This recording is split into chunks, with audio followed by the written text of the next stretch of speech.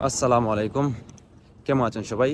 গত কিছুদিন আগে আমি একটা ভিডিও আপলোড করি কেয়ার ভিসার কাজ কি এই সম্পর্ক নিয়ে। তো নর্মালি আমার এই চ্যানেলটা আসলে কেয়ার ভিসার উপর টপিকের না, ব্লগিং একটি চ্যানেল। সো যেহেতু লন্ডনে আছি আর এই কাজটা করতেছি, তো ভাবলাম যে একটা ভিডিও করে দিই। তো এখন এই ভিডিওটা আপনারা যারাই দেখছেন তাদের সবারই মানে অনেক কিছু জানার জন্য কমেন্ট করছেন বা মেসেজ করছেন।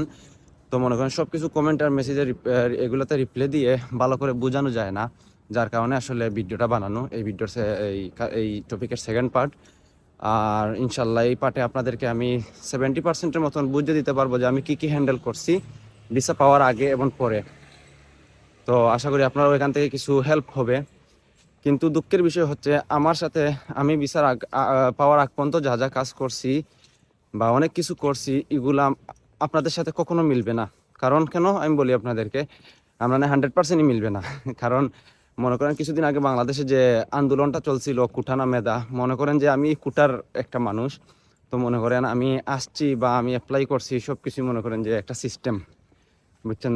আচ্ছা, যাই হোক, এগুলা কথা নিয়ে আর বাড়াই না।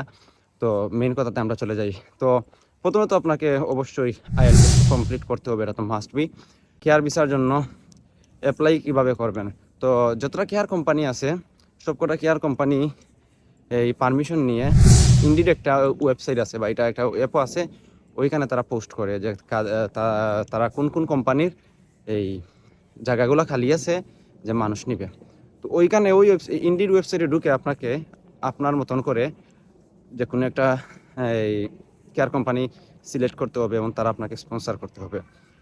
তার আগে বলে দিই আরেকটা জিনিস, আপনি এই দেশে আসার আগে একটা জিনিস একটা কথা ভালো করে মাথায় রাখেন ভাই। যদি আপনার বিশ্বস্ত কেউ আপনাকে দেশে আনিয়ে থাকে, বা মনে করেন আপনার এমন কেউ আছে, নিজের কেউ আছে, বা আপনি বিশ্বাস করেন যে ও আপনারে কখনো ঠকাবে না, তার সাথে আপনি আসেন, তার কন্টাক্টে আপনি আসেন। তার কারণ হচ্ছে যে এই দেশে শত শত হাজার হাজার মানুষ আছে ভাই, যারা আসছে ঠিকই, বউ বাচ্চা নিয়েও আসছে, বাট কাম পায় না ভাই। আমার নিজের চোখে দেখা, একজন না দুইজন না কয়েকজন অলরেডি দেখে আসছি যে কাম পায় না এই সেই। বাট তাদের দিকে তাকালে দুঃখ লাগে। এই দেশে আপনি কাম ছাড়া কিন্তু একদিনও সার্ভাইভ করা আপনার জন্য কষ্টকর হবে। আর মনে করেন যে খাবেন কি, চলবেন কি, কোনো কিছু করার নাই, থাকতেও পারবেন না, বুঝছেন নি? আর কোম্পানি আইনা যদি কাম না দেয়, বাদে কোম্পানি যদি উদাও হয়ে যায়, তাইলে মনে করেন যে আপনারও বেশি দিন এই দেশে রাখবো না, এই দেশ থেকে বের করে দিব। তো যাই হোক, আপনি ইন্ডির থেকে তো ফার্স্টে আপনাকে অ্যাপ্লাই করতে হবে। এই আপনার সব কিছু ডিটেল দিয়ে যে যেরকমভাবে করতে হয়, ওটা আমি করি নাই। তো এইটাতে মনে করেন ওইখান থেকে মনে করেন 30 জন অ্যাপ্লাই করছে একটা কোম্পানিতে, ওইখান থেকে তারা 10 জনকে নিবে। তাদের যে 10 জনকে ভালো লাগবে ওই 10 জনকে নিবে।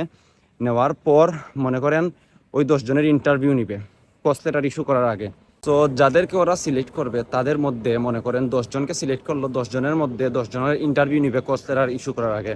তো ইন্টারভিউর মধ্যে কী কী নিবে? আপনার নাম, বার্থ ডেট, এরপর আপনি এই কিভাবে অ্যাপ্লাই করছেন ওইগুলো জিগাবে।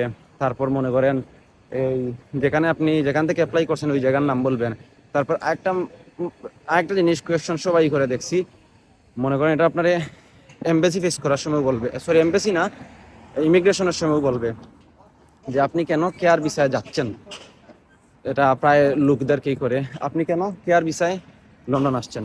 তো এতে আপনার আগ্রহীটা কি, আপনি কেন আসছেন? তো এখানে আমি আমি যেটা আনসার দিছি সেটা হচ্ছে যে দেখেন, আমি করোনার সময় অনেক মানুষের হেল্প করছি, এমন অনেক রুগীকে নিয়ে আমি হসপিটালে নিছি, বা মনে করেন তাদের কেয়ারিং করছি, বা আমি আপনার নানা, দাদা, ভাই, চাচা, চাচি যে কোনো করে মানাতে পারেন।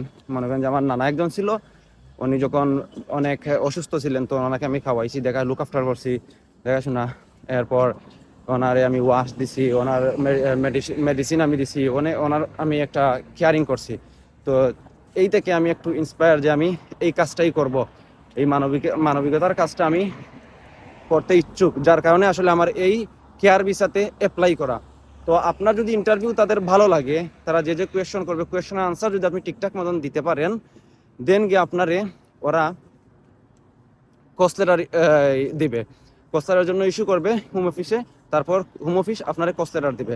এটা আপনার ইমেইলের মাধ্যমে আপনি বুঝতে পারবেন যে হইছে কি না এগুলা।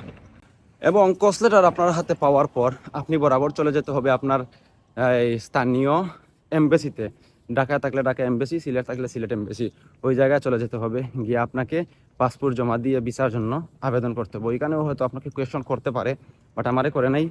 ওইখানে কোয়েশন করতে পারে। আপনার কাছে যা যা ডকুমেন্ট আছে সবগুলা ডকুমেন্ট হার্ড কপি করে নিয়ে চলে যাবেন, মানে ফটোকপি করবেন, এই যে কালারিং ফটোকপি থাকে ওইগুলা করবেন, করে নিয়ে চলে যাবেন এবং ওইখানে চলে যাবেন। তারপর ওরা আপনার পাসপোর্ট জমা রাখবে, রাখার পর অবশ্য মনে করেন এই ইনশাল্লাহ সপ্তাহ 2 সপ্তাহ 3 সপ্তাহের ভিতরে আপনি সব কিছু ঠিকঠাক থাকলে আপনি ভিসা পেয়ে যাবেন। ভিসা পাওয়ার পর আপনি টিকিট করে চলে আসতে পারবেন।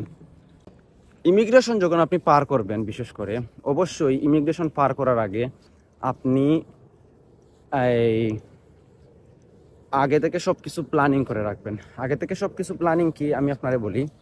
মনে করেন আমি এই দেশে যখন আমার বাংলাদেশ জিগাইছিল আমার কেয়ার ভিসা নিতে, এই দেশে আসতে আমার কি কত টাকা লাগছে ইমিগ্রেশনে জিগাইছে, তো মনে করেন যে আমার 1 টাকাও লাগে না। স্পন্সরশিপ মূলত কোনো টাকা লাগে না, কিন্তু যদি আপনি বলেন টাকা লাগছে তখন আপনি কিন্তু বিপদে পড়বেন। কারণ স্পন্সরশিপটা আমরা অনেক সময় কিনে নিই ওদের কাছ থেকে। লাইক মনে করতে পারেন 20,000 পাউন্ড 3 বছরের ভিসা দিবে আমাদেরকে, 20,000 পাউন্ড দিয়ে, তো আমরা 3 বছরের জন্য ওদের কাছ থেকে স্পন্সরশিপটা কিনে নিলাম। তারপর আরও 3 বছর যাওয়ার পর 2 বছর পর 2 বছরের জন্য আমরা আবার ওদেরকে টাকা দিয়ে ভিসা 2 বছরে লাগাবো। তো এটা আপনি ইমিগ্রেশন অফিসার যদি প্রশ্ন করে তাহলে এই জায়গায় বলতে হবে যে না, কোনো টাকা লাগে নাই, ওইটা আমার ওরা ফ্রি করছে, স্পন্সর দিচ্ছে। তো বাংলাদেশের ইমিগ্রেশন এত বেশি কষ্টকর না, ওইটা থেকে বের হয়ে যাবেন। বাট লন্ডনে আসার পর যেখানে আপনি নামবেন ওইখানে অবশ্যই আগ থেকে আপনার সব কিছু সেট আপ থাকতে হবে। মনে করেন আমারা জিজ্ঞাসা করছিল যে আমি এখানে কোথায় থাকবো, তো আমি বলছি যে আমার ভাইয়ের বাসায় থাকবো। তো এখানে আসার আগে আমি কোম্পানির কাছ থেকে একটা কন্ট্যাক্ট পেপার নিয়ে নেই, কন্ট্যাক্ট পেপারের PDF ফাইল ওরা আমারে পাঠায়, আমি এটা হার্ড কপি করে নেই। আর আমার পাসপোর্ট যাবতীয় কস্টের আর ওরা যে আমার স্পন্সর করছে সব ধরনের ডকুমেন্ট আমি একটা ফাইলে করে হাতের মধ্যে রেখে দিই। এটা আমি কোনো ব্যাগে ঢুকাই নেই, এটা আমার হাতের মধ্যেই থাকে। তো সব কিছুই আমার হাতের মধ্যেই আমি রাখি, যাতে ইমিগ্রেশনের সময় আমার কোনো হেসাল না পোয়াতে হয়। তো মনে করেন তখন আমার জিজ্ঞাসা যে আমার জন্য বাইরে কি কেউ অপেক্ষা করতেছে নাকি, তো আমি বললাম হ্যাঁ আমার ভাই অপেক্ষা করতেছে। এবং আমার কাছ থেকে ওরা কন্ট্যাক্ট পেপারটা নিয়ে আমার অফিসে কল দিল যে আপনাদের কি কোনো মানুষ আজকে আসবে নাকি, বা এরকম কোনো মানুষকে আপনারা স্পন্সর করছেন নি। তো ওরা যদি কল ধরে ঠিকঠাক মতন আপনার হয়ে কথা বলে, দেন আপনাকে এই ইমিগ্রেশন থেকে পাস করে দিবে, কোনো সমস্যা নেই। আর যদি ইমিগ্রেশন ঠিকঠাক মতন পার হতে না পারেন, ওরা যা কোয়েশ্চন করবে ইমিগ্রেশনে, কিন্তু এটাও কোয়েশ্চন করবে যে আপনি কেন এই ভিসাতে আসছেন। এই প্রথমে যেটা বললাম ভিডিওর, আপনি অবশ্যই বলতে হবে যে আপনি এই কাজে আগ্রহী, কোন কোন কারণে, কি কি কারণে, এটা আপনাকে বলতে হবে। তো ইমিগ্রেশন যদি আপনি পুরোপুরি ভালো করে ক্লিয়ার থাকেন তাহলে আপনি মনে করেন যে পাস পেয়ে যাবেন। আর না হলে আপনাকে ওখান থেকে রিটার্ন পাঠিয়ে দিব ইমিগ্রেশন থেকে। তো মনে করেন আগ থেকে আপনাকে অবশ্যই সব কিছু সেট আপ করে রাখতে হবে, কোন ঘরে আপনি যাইতেছেন, কোন কোম্পানিতে যাইতেছেন, কোম্পানির কন্ট্যাক্ট নাম্বারও রাখবেন এবং আপনার অ্যাড্রেস রাখবেন, কোন ঘরে যাচ্ছেন আপনি। আপনার জন্য কেউ যদি বাইরে অপেক্ষা করে থাকে তাইলে ওনার কন্ট্যাক্ট নাম্বার রাখবেন, ওনার সাথে যোগাযোগ করাবেন। বাট একটা কথা, যা কিছু হয়ে যাক, যদি আপনি বুঝেন যে না আমার কোম্পানি আছে, কোম্পানি সব কিছু আছে, কোনো প্রবলেম না, তাইলে একটা কথাই বলবো আমি, ইমিগ্রেশন অফিসার যদি আপনার রিটার্ন পাঠাইতে চায় আপনি কখনো রাজি হইয়েন না। যদি রাজি হন ভাই তাইলে কিন্তু পাঠাইয়া দিব, একটু এখানে চেষ্টামি করতে হবে, অনেক কিছু করতে হবে।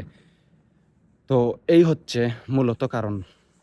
আর আমার কত টাকা কস্ট গেছে ওইটা আমি ভিডিওর মাঝখানে দিয়ে একটা বলে দিছি, টাকার সংখ্যাটা কোনো একভাবে ওইখান থেকে মনে করেন আপনি আইডিয়া নিয়ে নেন আমার অত টাকাই গেছে কস্ট, এবং আমি এই ঝামেলাগুলো খুয়াইছি।